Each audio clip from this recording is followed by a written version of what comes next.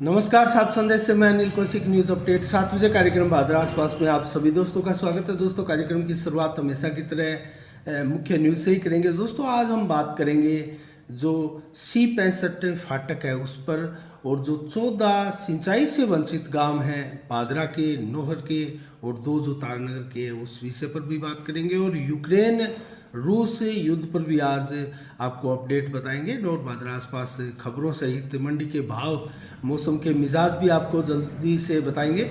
और दोस्तों, शुरुआत करते हैं आज की मुख्य खबर से। आज कोरोना के पूरे देश भर में 6,396 मामले आए हैं। कल 6,561 मामले आए थे। 201 लोगों की आज मौतें हुई है और 69,897 मामले ही अब पूरे देश में सक्रिय बचे हैं।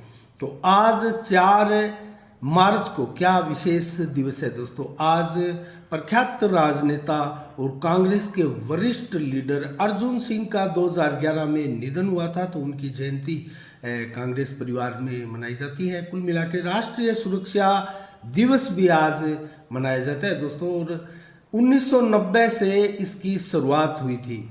और इसके अलावा 2012 को व्लादिमीर पुतिन ने आरोपों के बीच राष्ट्रपति का चुनाव जीता था 2012 के दिन, आज के दिन दोस्तों 2012 को।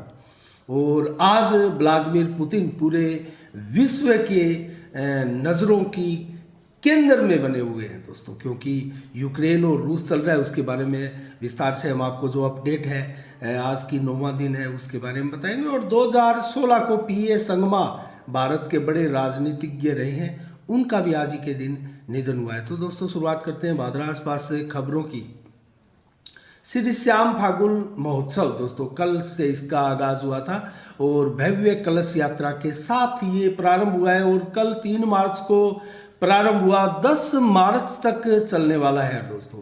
और हर वर्ष ये श्री श्याम कला मंडल के द्वारा मनाया जाता है। और कुल मिला के दोस्तों, अन्य खबरों की ओर रुख करें तो भामाशाह विनोद मित्तल जो कि 99 है, को रामगढ़िया स्कूल में दोस्तों सम्मान समारोह किया गया है उनका। और इसलिए किया गया क्योंकि राजकीय उच्च माध्यमिक विद्यालय जो रामगढ़िया का है, उसमें 31,000 रुपये के टेबल टेनिस व बैडमिंटन से संबंधित खेल सामग्री उन्होंने प्रदान की थी, भेंट की थी। और इस कार्यक्रम में एक शानदार कार्यक्रम स्कूल में आयोजित किया गया, जिसमें विद्यार्थी, स्टाफ और गांव के गणमान्य जन भी मौजूद थे। और दोस्तों, इस अवसर पर प्रधानाचार्य राधे श्याम सबलानिया सहित सुभाष देतरवाल, रण सिंह लूणा और संजय मेला के अलावा सतपाल राजौरा, शीला देवी, मंजीत बेनीवाल, मीना शर्मा, जयवीर और विनोद के अलावा प्रताप सिंह, सुमन आदि पूरा स्टाफ था दोस्तों। और उन्होंने सम्मान किया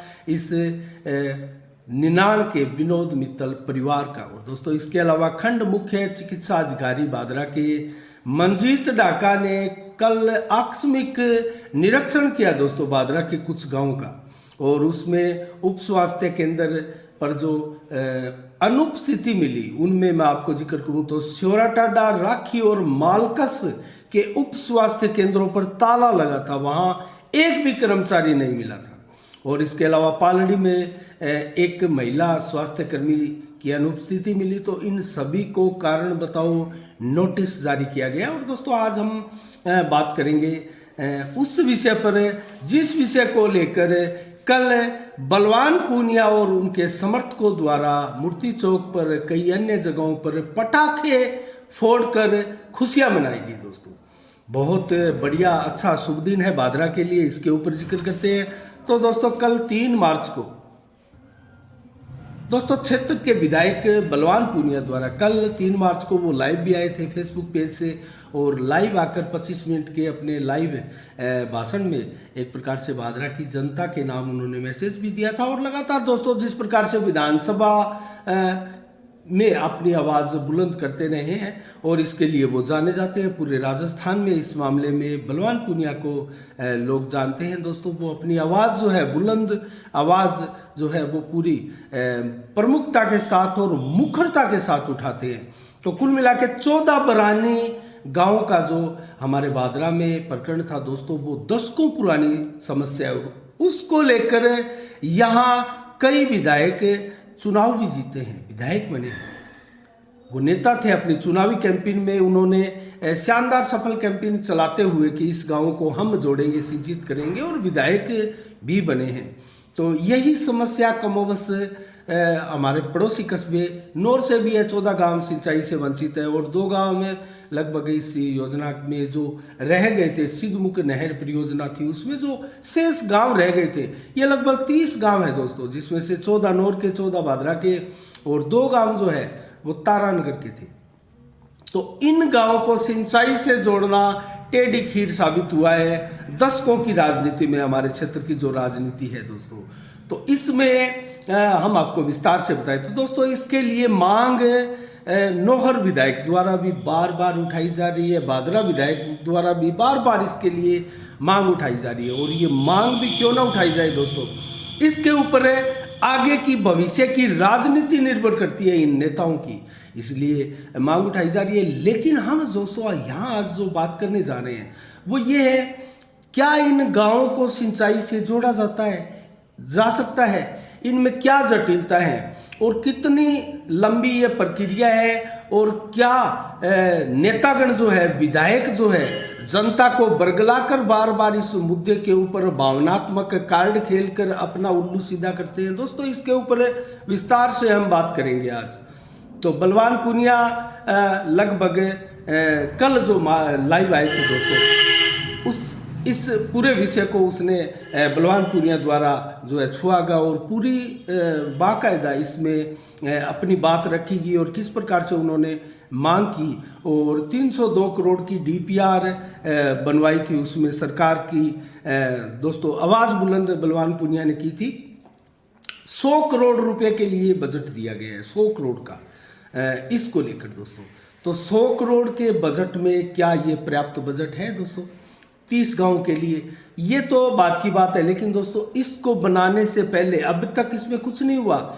ये दोस्तों सावा लिफ्ट से पानी इसमें डालने की बात कही गई है, और सावा लिफ्ट में जब इसमें पानी डाले जाएगी तो उससे पहले एक सर्वे होगा नहरों के लिए।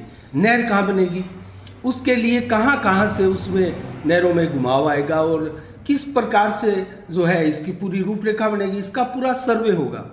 और इस सर्वे में एक प्रकार से बजट लगेगा, और उस बजट के लिए मैं आपको कहूँ तो टेंडर प्रक्रिया भी होगी, उसमें पूरा लंबा समय लगता है दोस्तों।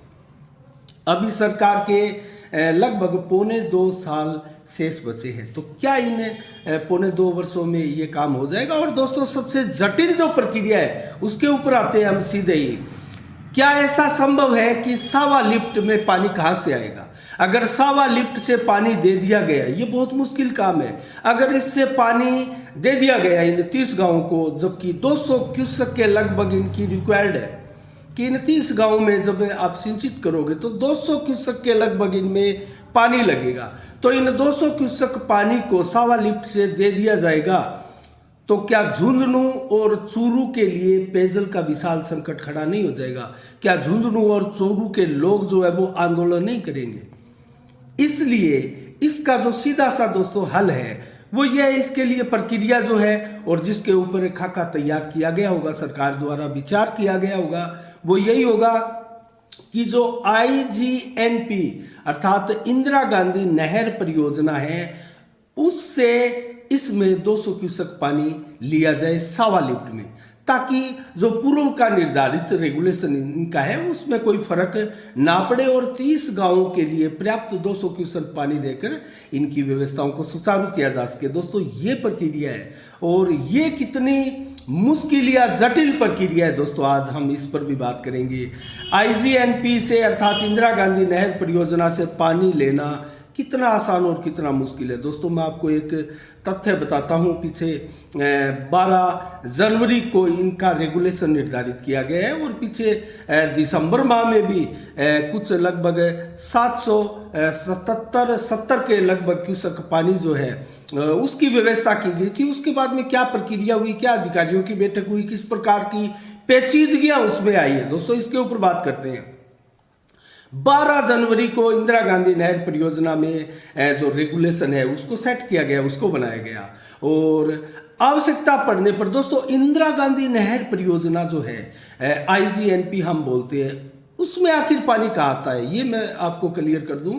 ये जो हमारे भाखड़ा और पोंग बांध है दोस्तों, वहां से आता है। और उनमें पानी, जो बरसात का पानी है, मानसून कैसा रहेगा दोस्तों, उस पर निर्भर करता है। और आगे मानसून की चेतावनी दी गई है मौसम विभाग द्वारा, और जो हमारा पूरा तंत्र है दोस्तों, उसके द्वारा यही कहा जा रहा है कि आगे जब मानसून आएगा तो उसमें बेहद कम बरसात होने की संभावनाएं व्यक्त की जा रही है मौसम विभाग द्वारा भी।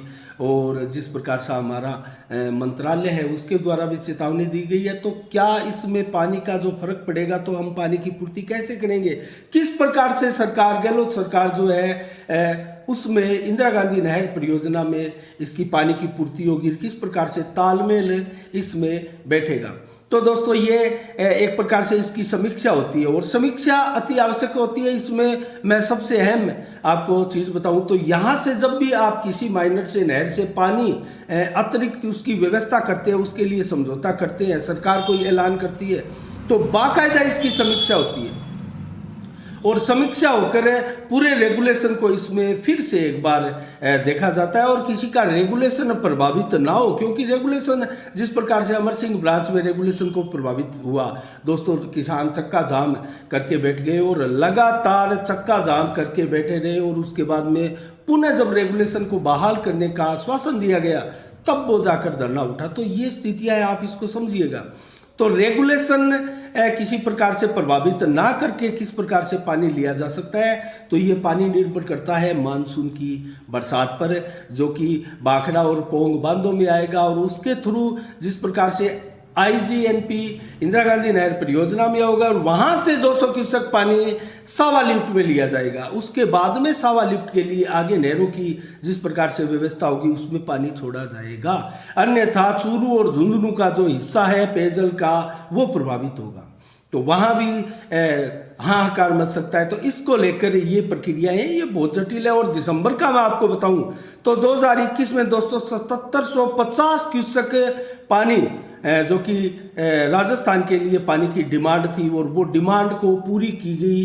तो उसके बाद में पूरा का पूरा इसकी समीक्षा की गई दोस्तों। मात्र 7750 क्यूसेक पानी की डिमांड काफ़ी लंबे समय से थी, और उसको पूरा किया गया था दिसंबर में। और दिसंबर में बैठकों का दौर चला, और काफ़ी बैठकों के बाद में ये रेगुलेशन निर्धारित किया गया।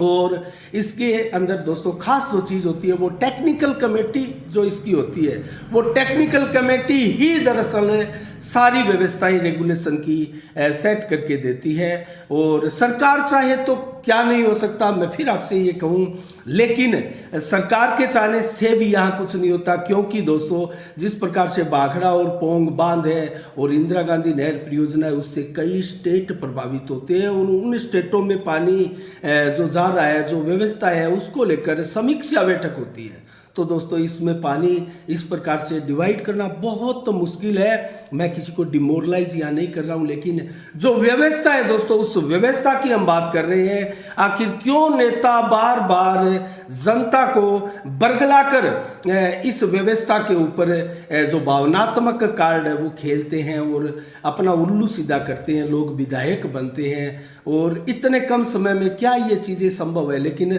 कम से कम बलवान पूनिया ने इसके लिए पहल तो की। हम इसके माध्यम से, साफ संदेश के माध्यम से विधायक बलवान पूनिया को साधुवाद देते हैं।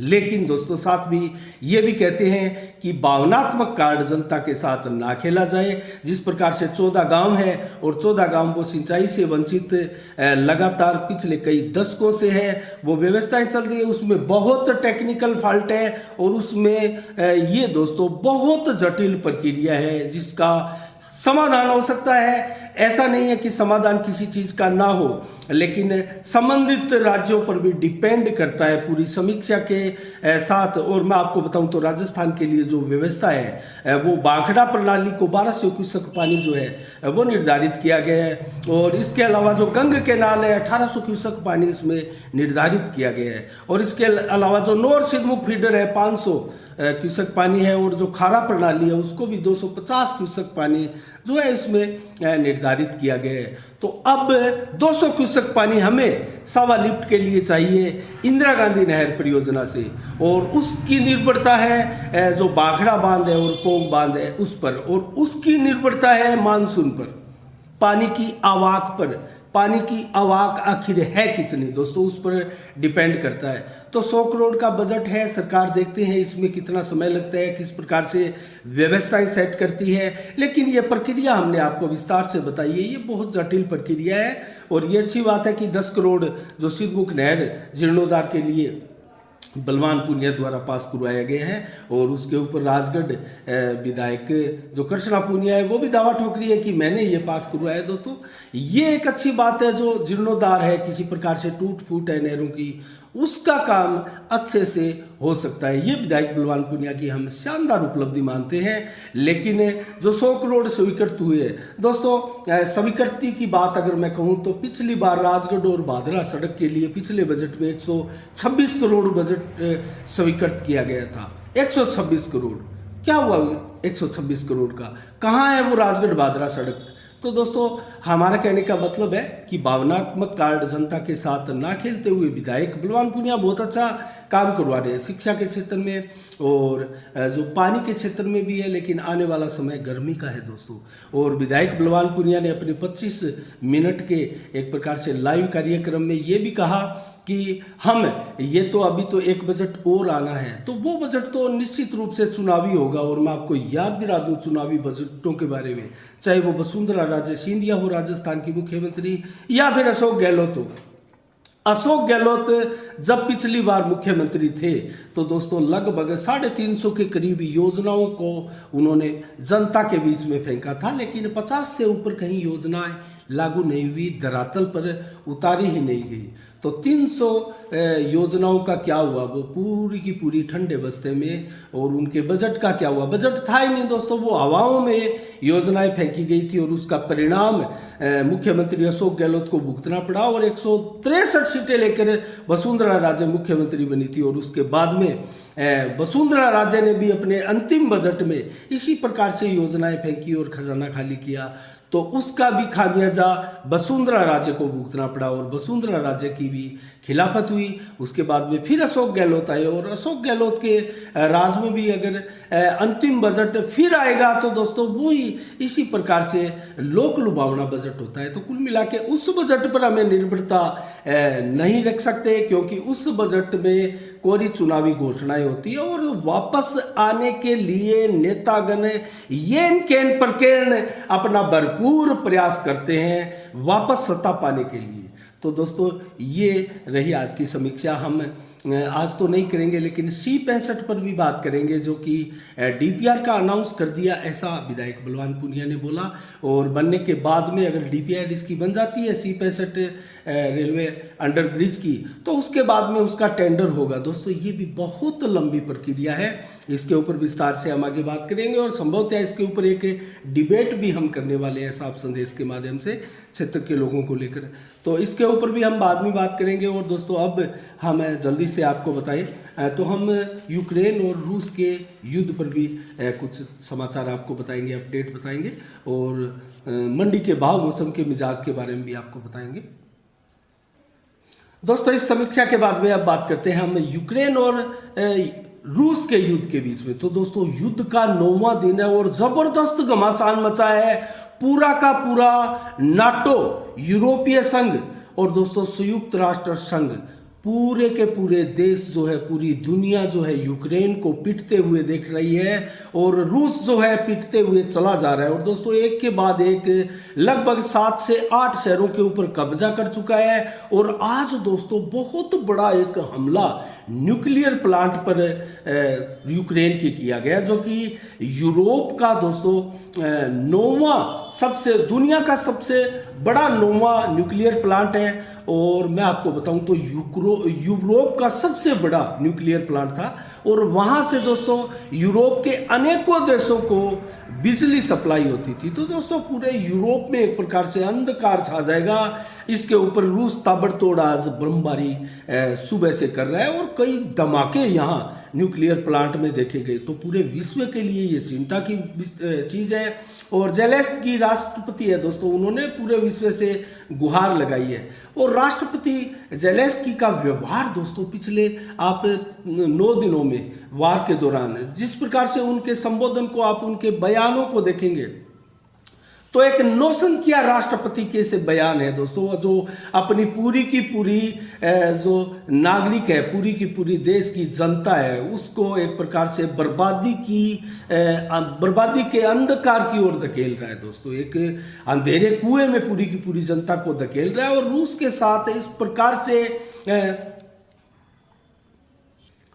जिस प्रकार से यूक्रेन दोस्तों बर्बाद होता जा रहा है, पूरी दुनिया देखने पर विवश है। और जिस प्रकार से 16 शहरों को शमशान बना दिया गया है, 7-8 शहरों पर बड़े बड़े जो यूक्रेन के है रूस ने कब्जा कर लिया है। और एक प्रकार से नागरिकों को ढाल बनाकर अब यूक्रेनी सैनिक जो है इस युद्ध में रूस का प्रतिशोध करते हुए नजर आते हैं। और खार्किव के तेल के कुओं में बम डाल दिया गया। और जेपोरिजिया के जो न्यूक्लियर प्लांट है आज उसमें लगातार ताबड़तोड़ बमबारी रूस द्वारा की जा रही है, जो कि यूरोप का सबसे बड़ा और विश्व का मैंने आपको बताया 9वां सबसे बड़ा न्यूक्लियर प्लांट है दोस्तों। इस प्रकार से S-400 सिस्टम की तैनाती और दोस्तों कुल मिला के देखा जाए तो ये पूरा का पूरा माइंड गेम चल रहा है। और पूरा विश्व देख रहा है, नाटो के देश देख रहे हैं, यूरोपीय संघ देख रहा है, संयुक्त राष्ट्र संघ देख रहा है, कोई भी रूस के सामने आने की ताकत नहीं जुटा रहा है। और ऐसे में दोस्तों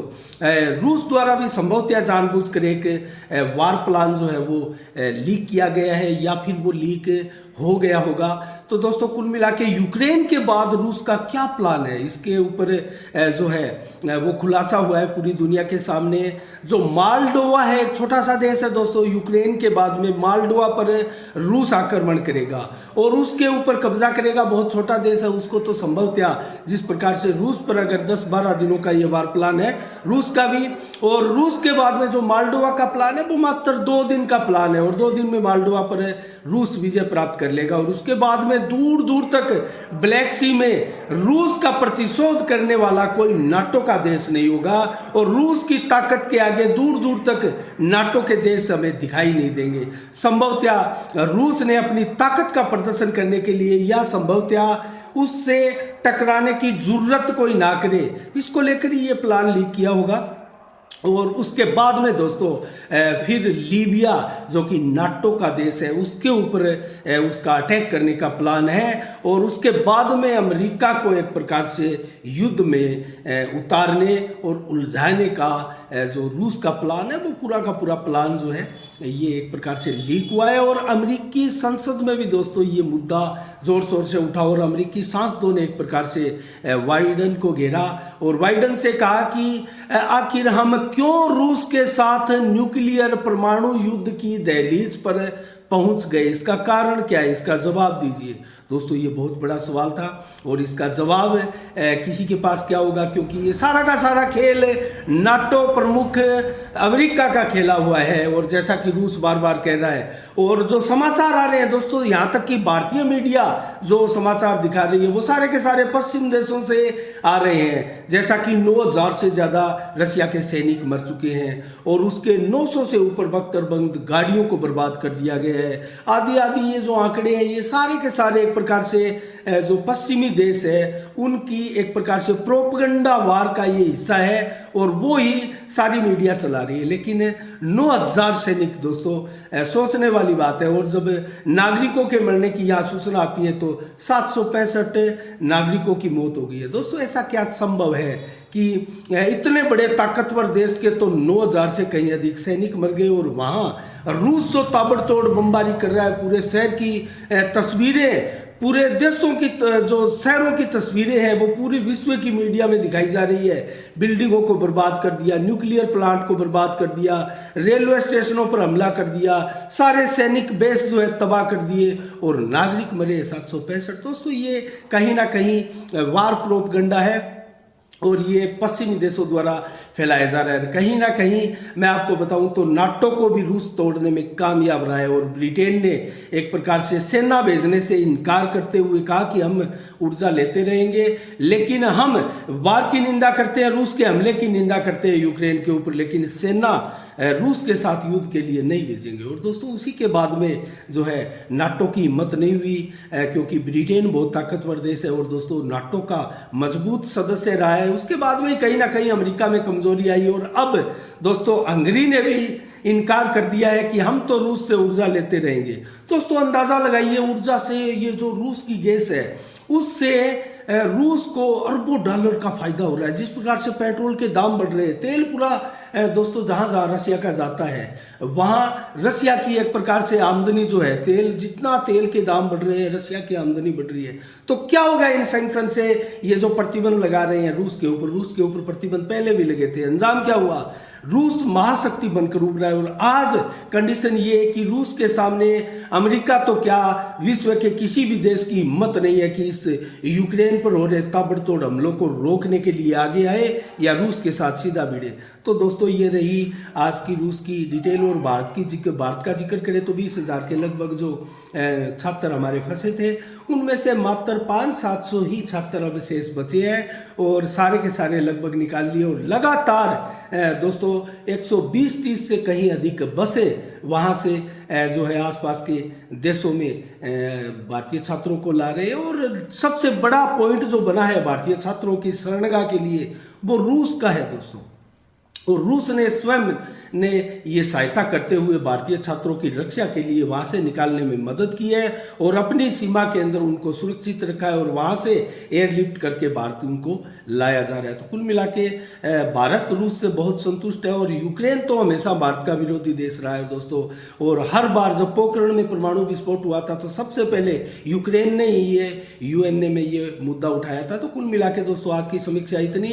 कल ठीक हमारी फिर नजरें रहेगी, और इसकी खास जो खबरें हम आपको फिर बताते रहेंगे। जल्दी से हम आपको मंडी के भाव, मौसम के मिजाज के बारे में बताते हैं। इंदौर में दोस्तों गुआर 5875, चना 4750, मोठ 6200 रुपये, मूंग 6311 और सरसों 6721, गेहूं के भाव 2030, बाजरी के भाव 1880 और मेथी के भाव 6780, कपास के भाव 7651। आदमपुर मंडी में नरमा 9423, कपास के भाव 6852, सरसों के भाव 6861, ग्वार के भाव 5800, जबकि सरसा मंडी में नरमा 9400 रुपये, कपास 7265, सरसों के भाव 6550, जबकि ग्वार के भाव 5700। और एलनाबाद मंडी में नरमा 9412, कपास के भाव 7350, सरसों के भाव 6550, जबकि ग्वार के भाव 5801, मूंग के भाव 6000 और गेहूं के भाव 2022 है। और कुल काले तिल के भाव 12,000 रुपये प्रति कुंटल रहे। और इसके अलावा पीलीबंगा में नरमा 29632 है, फतेहाबाद मंडी में नरमा 9100, कपास 7100, संगरिया मंडी में सरसों 6780, जबकि नरमा 9572, ग्वार के भाव 5786, हनुमानगढ़ मंडी में नरमा 9623 और राउतसर मंडी में नरमा दोस्तों 9502 रुपये और सरसों 7140। पदमपुर मंडी में नरमा दोस्तों 10,000। और इसके अलावा सूरतगढ़ मंडी में ग्वार 5800, मूंग 5800 और कपास के भाव 5800 और गंगानगर मंडी में नरमा 9600, सरसों 7000 और ग्वार के भाव 6023, चना के भाव 4700। तो ये रहे दोस्तों मंडी के आज के भाव। और मौसम के मिजाज के बारे में बताएं तो दोस्तों तेज गर्मी धूप आज रही और बादल बहुत नामात्र रहे। 14 से 22 किलोमीटर की रफ्तार से हवाएं चली। शाम को भी कमोबश यही मौसम रहने वाला है, बादल बिल्कुल नहीं होंगे, मौसम साफ होगा। कल 5 फरवरी को भी 14 से 23 डिग्री टेम्परेचर सुबह और 25 से 28 डिग्री टेम्परेचर दोपहर को और 22 से 26 डिग्री टेम्परेचर शाम को रहने वाला है। और 11 से 18 किलोमीटर की रफ्तार से हवाएं चलेगी, बादल बिल्कुल नहीं होंगे। शाम होते होते जरूर बादल 80 से 90% छाए रहेंगे और रात्रि को भी 15 से 18 डिग्री टेम्परेचर रहेगा। 11 से 14 किलोमीटर की रफ्तार से हवाएं चलेगी, बादल बिल्कुल नहीं होंगे, मौसम साफ होगा। तो ये रहा दोस्तों आज के 7 बजे के कार्यक्रम में समाचारों का सिलसिला। और दोस्तों कल ठीक शाम 7 बजे फिर आपसे रूबरू होंगे नई खबरों के साथ, नई समीक्षा के साथ। तब तक के लिए आप अपना बहुत बहुत ख्याल रखिएगा। मुझे दीजिएगा इजाजत।